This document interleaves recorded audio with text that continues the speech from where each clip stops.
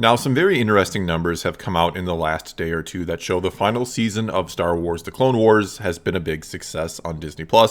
which has led some to ask if maybe the end shouldn't be the end, and there are ways it could go on, which I'll talk about in a bit. And these numbers also indicate that Star Wars itself, at least in the world of streaming, is doing extremely well. And what I'm talking about is the fact that The Clone Wars was the most watched show on any and all streaming services for the week of May 3rd through the 9th, at least according to Parrot Analytics. And it should be noted that these are not exact numbers, since streaming sites do not release their actual figures,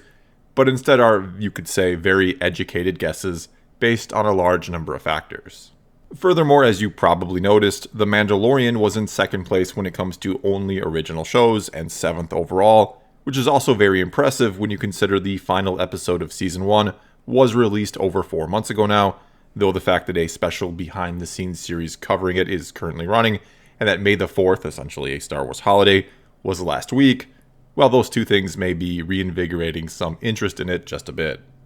Either way, these are encouraging numbers or signs that Star Wars is not dead, that the future is bright, at least when it comes to streaming, and that when someone like Bob Iger, CEO of Disney, says that people are experiencing Star Wars fatigue, which he explained was one of the reasons why the movies were underperforming,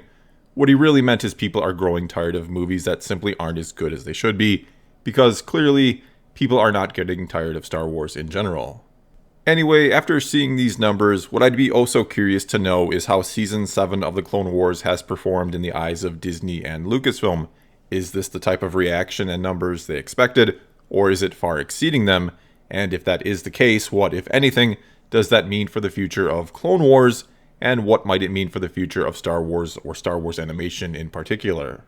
Because I'd have to imagine it's even bigger than they imagined. Heck, it's even bigger than what I would have ever guessed or imagined when we first got the announcement of its return almost 2 years ago now. Because the thing is, though certainly beloved by a great many fans, and there's even an entire generation of young fans out there who grew up with this show and are fans because of the show,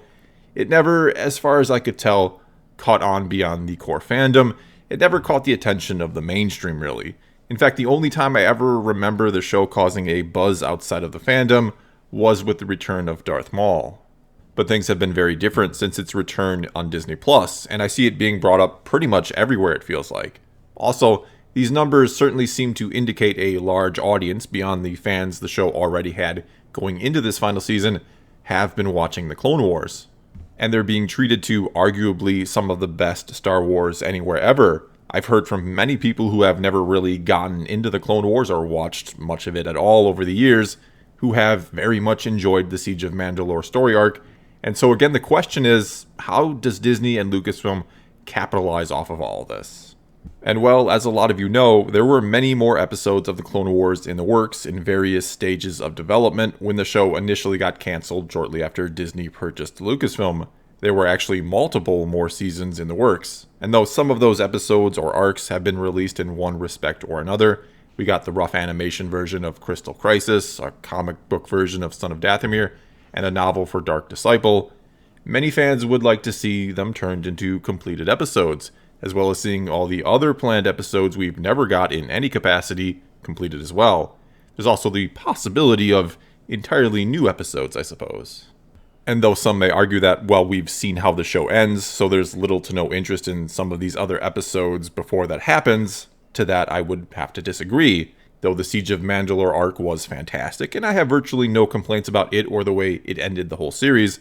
One thing it didn't do was bring to a close every story that we've seen in the series.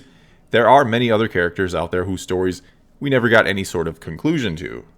And so I think there'd be a great deal of interest, as I've suggested before, in doing another season and just calling it more Lost Missions, similar to how Season 6 was called Lost Missions since it was released after the initial cancellation of the show. They could also, looking at it from their perspective or the financial or business perspective, randomly release new, or should I say completed arcs during the months when they have no other new Star Wars content to put on Disney+. It helps fans fill the gaps with something new, and for them keeps people subscribed when they may otherwise have canceled their subscription for a month or two until again something new was put up. But even if that doesn't happen, even if we never again get more Clone Wars, and depending on just how successful Season 7 has been in their eyes, I think there is a shot we could get more eventually. The biggest mistake I think Disney and Lucasfilm could make after this final season of The Clone Wars and the apparent success of it would be going back to the drawing board with animation, not continuing to use the style that this show has pretty much perfected. Because setting aside everything else, visually, Season 7 of The Clone Wars was fantastic, breathtaking even. As I've said before, for the fun of it, fire up the Clone Wars movie from 2008 and watch a couple minutes, or the whole thing if you want. Then watch any episode from Season 7 and be prepared to be amazed by the difference at how far the show has come visually. And so even if we never get another new or finished episode of the Clone Wars ever again,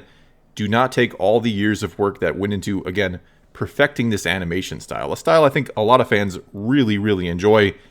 and try to sell us on something new. However, for better or worse, I suppose, whatever is next for Star Wars animation is probably already in the works and has been in the works for a while, assuming it's going to be released anytime soon, when you consider just how long it takes to make even one season of an animated show. Which then means it probably is or was being created alongside Season 7 of the Clone Wars, especially considering Resistance only lasted 2 seasons, which they claim was the plan all along for the show, and I find that hard to believe. I find it hard to believe you'd spend all that time and money creating a brand new style and all the new assets required on a series that you only plan to have last for 2 seasons.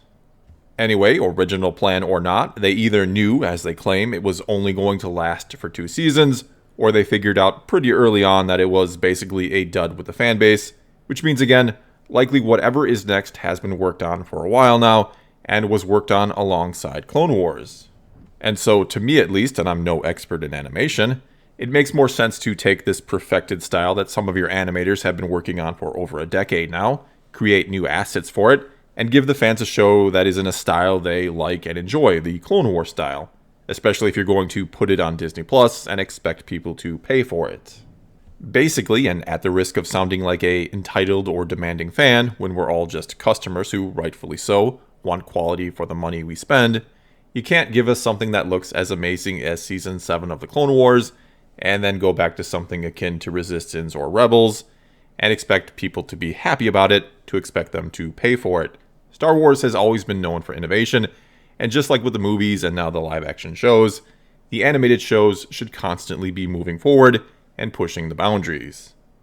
And I'm certainly not saying that they should never again do some sort of stylistic animated show or series, something that looks like the 2003 Clone Wars series perhaps. But whatever the main running animated show is, and for over a decade now, we've kind of come to expect one to always be running, and I'm hoping whatever is coming next will be announced soon and come out late this year or maybe early next. Anyway, whatever it ends up being should visually rival the Clone Wars, if again,